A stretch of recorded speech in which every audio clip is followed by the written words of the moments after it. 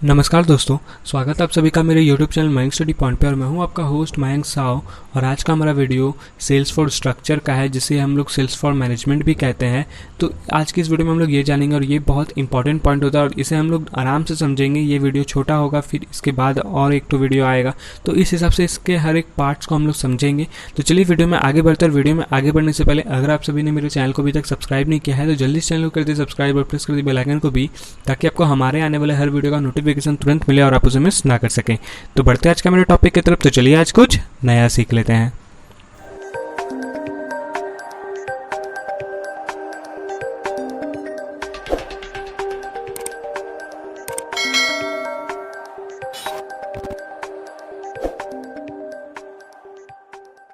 तो दोस्तों, अब हम लोग यहाँ पे बात करेंगे सेल्स फोर्स स्ट्रक्चर के बारे में या फिर सेल्स फोर्स मैनेजमेंट के बारे में।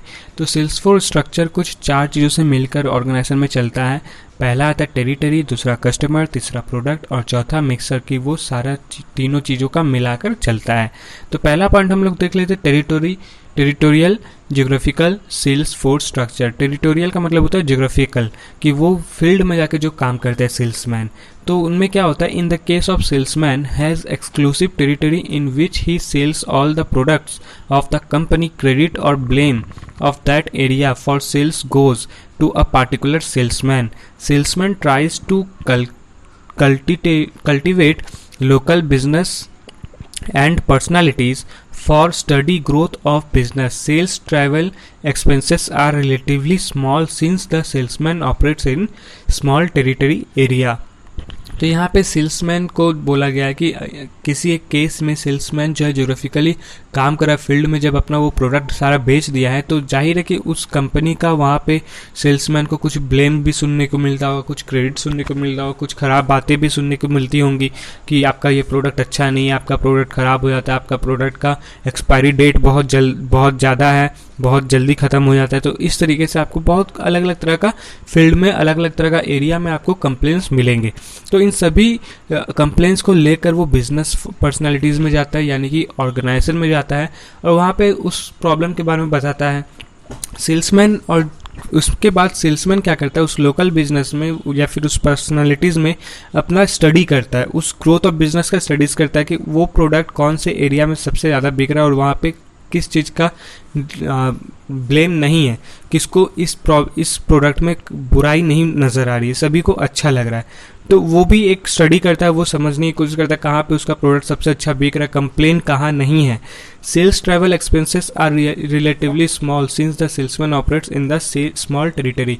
सेल्स ट्रैवल जो होता है वो बहुत सस्ता हो जाता है, एक तरफ पे बहुत खर्च कम होते हैं, क्योंकि वो एक छोटा सा एरिया में काम करता है, एक छोटा एरिया में कवर करता है, जहाँ से उसको खर्च जहाँ पे आने जाने में नहीं लगते, ज़्यादा खर्च नहीं होता है। फिर आता है product sales force, product structure sales force. The firm handling a number of specialised products may have separate salesman for each product. That means in a particular area a number of salesmen of some company move around and maybe one customer is visited by more than one salesman of the same company to sell different product handled by them respectively. अब यहाँ पे क्या होता है, handling, कितना सारा कौन सा सेल्समैन कितना हैंडल कर रहा है, कितना नंबर ऑफ प्रोडक्ट को हैंडल कर रहा है और कौन कौन सा स्पेशलाइज्ड प्रोडक्ट को हैंडल कर रहा है सेपरेटली। अगर हम एक एरिया में, अगर पहले एक सेल्समैन था, अब उसी एरिया में 2 हो गए या उसी एरिया में 3 हो गए, उसी सेम कंपनी का सेम प्रोडक्ट बेच रहा है, तो यहाँ पे भी प्रॉब्लम्स हम लोग को देखने को मिलते हैं कि अब वो एरिया और छोटा हो गया, पहले से ही छोटा था, वो एरिया और छोटा हो गया, सेल्समैन का नंबर उसमें ज़्यादा हो गया, सेल्समैन ज़्यादा हो गया। तो अगर आप उसे कन्विंस नहीं कर पा रहे तो दूसरा सेल्समैन आके उसे कन्विंस करेगा, उस कस्टमर को कन्विंस करने की कोशिश करेगा, तो यही हो जाता है। तो वहाँ पे कंपनी क्या करता है, वहाँ पे सारे जितने भी सेल्समैन हैं वहाँ पे 1 2 3 उन सभी को अपना एक स्पेशलाइज्ड प्रोडक्ट दे देता है कि तुम ये प्रोडक्ट बेचो, तुम वो प्रोडक्ट बेचो और तुम ये प्रोडक्ट करो। तो इससे क्या होता है कि तीनों में डिवाइड हो जाता है। तो सबका अलग अलग अपना अपना सेपरेट प्रोडक्ट होता है कि मैं इस प्रोडक्ट को बेचूंगा, तुम उस प्रोडक्ट को बेचो। तो इसमें कोई प्रॉब्लम नहीं होता है, सबका एक जैसा डिमांड रहता है। फिर customer structure sales force. Customer structure sales force में क्या आ जाता है, एक कंपनी में have separate sales force around customer line. Company जो है सेपरेट सेल्स फोर्स रखता है कस्टमर लाइन के सामने। ए farmer critical company may have different sets of salesmen, each of which exclusively handles only one of the different customer types like doctor, chemist shop, distributors, etc. तो जितने भी customers होते हैं जो सेल्स फोर्स स्ट्रक्चर पे काम कर रहे होते हैं, उन लोग का एक अलग लाइन होता है, कस्टमर लाइन उन लोग का अलग होता है कि उनको वो सब सामान बेचना है, डिफरेंट सेट्स बेचना है कि मतलब उनको एक दो पीस नहीं बेचना है, उनको कम से कम सेट में बेचना है कि आप ये सामान बेचिए, वो सामान बेचिए. फिर आता है salesman of each exclusive handles only one of the different customer types. और वो लोग क्या करते हैं, डिफरेंट कस्टमर टाइप्स ढूंढते रहते हैं. जैसे केमिस्ट शॉप में कुछ दवाई दी है, डॉक्टर को कुछ दवाई बोल के रखे कि आप ये दवाई का रिकमेंड कीजिएगा जब भी कीजिएगा, डिस्ट्रीब्यूटर्स को बोल के रखे, और भी ऐसे बहुत सारे. फिर आता है the advantage is that each group of sales personal become more aware of the specific customer need they handle. और इससे क्या होता है कि जो भी उन कस्टमर का नीड होता है, स्पेसिफिक कस्टमर का नीड होता है, उनको वो हैंडल करने के लिए तैयार रहते हैं, अवेयर रहते हैं कि हाँ ये नीड हो सकता है तो हम इसके लिए तैयार है, अगर इस चीज़ का डिमांड हो गया है तो मैं आपको वो प्रोडक्ट पहुंचाऊंगा. फिर आता है customer structure sales force. When a company sells a wide variety of products, it may be necessary to have different groups of salesmen operating under different structurally wise system.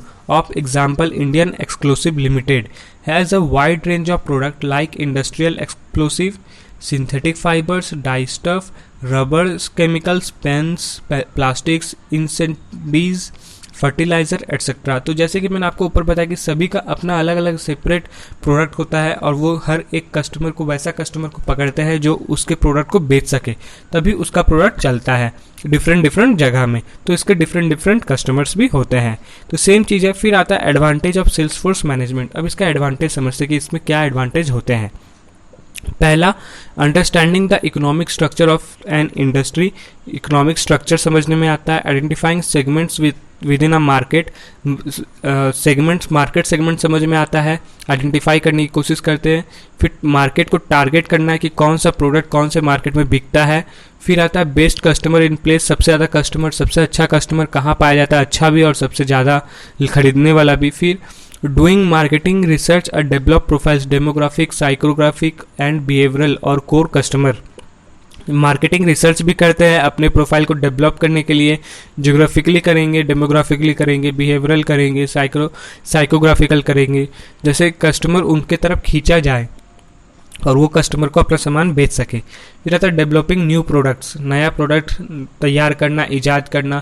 Understanding competitors and their product. और competitors क्या है market में वो identify करना कि competitor अब क्या लाने वाला है या फिर क्या आने वाला है कॉम्पिटिटर के पास से, वो क्या ऑफर कर रहा है कस्टमर को प्रोडक्ट अपना खरीदने के लिए.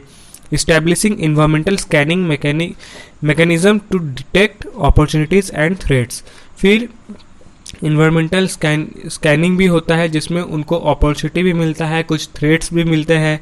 अंडरस्टैंडिंग थ्रेट्स का यहाँ पे बोलने का मतलब हो जाता है कि आपको कस्टमर हो सकता है कि बोलेगा कि मैं आपका अब सामान नहीं खरीदूंगा, आपका सामान अब नहीं बेचूंगा, आप मुझे अच्छा ऑफर नहीं दे रहे हो, अच्छा प्राइस नहीं, आपका प्रोडक्ट खराब हो गया, तो कुछ भी कर सकता है. तो ये भी एक थ्रेट होता है. फिर understanding once company strength and weakness. Company का स्ट्रेंथ और वीकनेस का पता चलता है. Auditing customer experience of a brand, कौन सा कस्टमर कौन सा ब्रांड यूज़ कर रहा है.